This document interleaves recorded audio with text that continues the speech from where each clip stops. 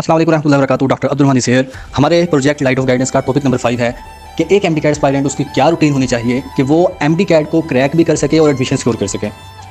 ये जो मैं आपके साथ शेयर करने जा रहा हूँ ये इसीलिए क्योंकि काफ़ी बच्चे होते हैं कि जिनकी आखिरी दिन तक रूटीन नहीं बन पाती, उनको खुद पे गुस्सा भी आ रहा होता है। वो कहते हैं कि हाँ हमने पढ़ना है लेकिन हमारी रूटीन नहीं बन पा रही।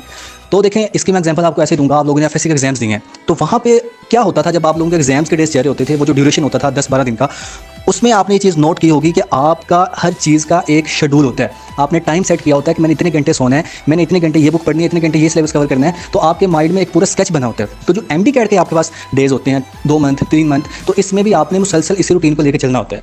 अब हमारे पास बच्चों की 2 कैटेगरीज होती हैं। कुछ बच्चे ऐसे हैं जो अकेडमीज ज्वाइन करते हैं, कुछ ऐसे हैं जो सेल्फ स्टडीज़ को प्रेफर करते हैं, स्पेशली यूनिवर्सिटीज़ के बच्चे जिन्होंने एडमिशन ले लिया होता है लेकिन उनका माइंड होता है कि हमने एक बार फिर अटैम्प्ट करना है। तो मैं पहले ऐसे बच्चों की बात करूंगा जिन्होंने सेल्फ स्टडीज़ करनी होती है, जिन्होंने पूरा दिन टाइम देना है उसमें। ऐसे बच्चों की बात कर रहा हूँ, यानी कि उनके पास 24 आवर्स हैं। तो वो अब क्या करेंगे, जो बेस्ट रूटीन है आपने क्या करना है कि सुबह टाइम आपने उठना है। जब आप उठें सुबह की फजर की नमाज़ अदा करें, कुरान पाक की तिलावत करें, और बेहतर साथ ये है कि आप थोड़ी सी एक्सरसाइज कर लें। जो मेल हैं, जो मेल स्टूडेंट्स हैं, वो थोड़ी सी रनिंग कर सकते हैं, और जो फीमेल हैं वो घर पे ही थोड़ी ऐसी एक्सरसाइज कर सकते हैं कि जिससे उनका जिस्म एक्टिव रहे। अब जब आप ये चीज़ें कर लें, आपको तकरीबन 1 घंटा आधा घंटा इन चीज़ों में लग जाएगा। फिर आपने अपनी बुक्स को उठाना है। सबसे पहले फिज़िक्स को आपने कवर करना है। फिज़िक्स एक ऐसा सब्जेक्ट होता है जो हर बच्चे को ही तकरीबन कंसेप्चुअल भी लग रहा होता है, और उसमें आपने प्रैक्टिस भी बहुत ज़्यादा करनी होती है, और उसमें आपको जो है ना बहुत ज़्यादा लेक्चर्स भी लेने की ज़रूरत पड़ती है, नोट्स भी बनाने पड़ते हैं। तो इसके लिए आप क्या करेंगे कि सबसे पहले फिजिक्स करेंगे, क्योंकि आपका माइंड अभी फ्रेश है। आपको जो चीज़ें आप पढ़ेंगे वो याद भी रहेंगी और आपको अच्छी समझ भी लगेगी। तो आप फिजिक्स को टाइम दें। मैक्सिमम कितना टाइम देना है आपने?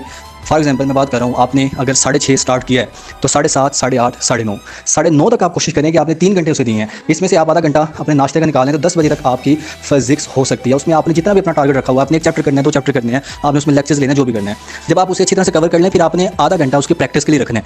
आधा घंटा जो आपने पढ़ा है उसकी प्रैक्टिस लाजमी है। कभी भी ऐसे ही चैप्टर पढ़ के आगे ना जाया करें।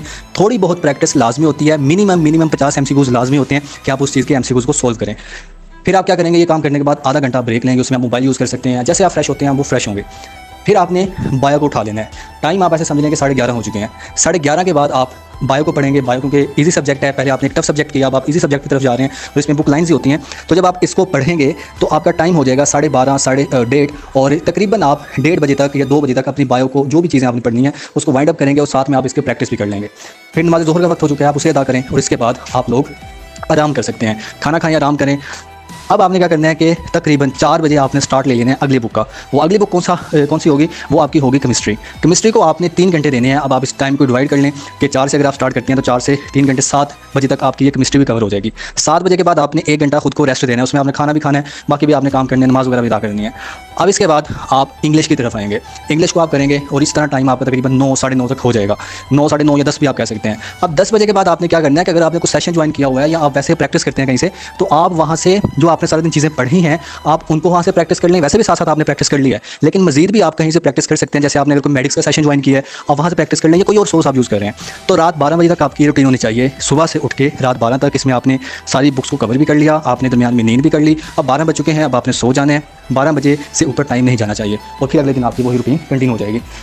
तो ये चीज़ें थी। अब मैं बात करूँगा ऐसे बच्चे जिन्होंने अकेडमी ज्वाइन की है। तो अकेडमी वाले बच्चे ऐसे होते हैं कि वो थक चुके होते हैं, क्योंकि 6 से 8 घंटे उनकी क्लास होती है। तो आपने कोशिश यही करनी है कि वापस आके आप फ़ौरन बुक्स उठा के ना बैठ जाएं। आपने कोशिश यही करनी है कि आप सो जाएं, 2 घंटे आप नींद लें, उसके बाद फ्रेश होकर आप उठें, और फिर जो आपका सिलेबस है आप उसको कवर करें। या आप अगर खुद भी कोई सेल्फ स्टडीज़ कर रहे हैं तो मैं ये भी बात कहूँगा कि अकेडमीज़ पर डिपेंडेंट होकर ना रहिएगा। अकेडमीज़ ही जस्ट मैटर नहीं करती। अकेडमी कभी आपके एडमिशन की गारंटी नहीं देती। जो चीज़ गारंटी देती है वो आपकी अपनी स्टडीज़ होती हैं। ऐसे बच्चे भी होते हैं जो अकेडमीज़ जाते हैं लेकिन उनका एडमिशन नहीं होता। कोई ऐसे बच्चे भी होते हैं जो सेल्फ स्टडीज़ करते हैं, उनका भी नहीं होता। जो चीज़ इनमें कॉमन होती है ना, जो जिन बच्चों का एडमिशन होता है, वो चीज़ कॉमन यही होती है कि आपके अंदर विल कितनी है, आप अपनी तरफ से कितना इनपुट दे रहे हैं। तो ये चीज़ मैटर करेगी। तो बेहतर यही है कि आप अपने तौर पर भी चीज़ों को लेकर चलें। अगर आपको लग रहा है कि अकेडमी में अच्छी तरह से आपका जल्दी सिलेबस कवर नहीं हो रहा, और बाकी यही है कि जब आप फ्रेश हों तो फिजिक्स को कवर करना है। ज़्यादा टाइम उसी सब्जेक्ट को दें जो आपको वीक लग रहा है, और बायो की बुक लाइंस को आपने एंड तक नहीं छोड़ना।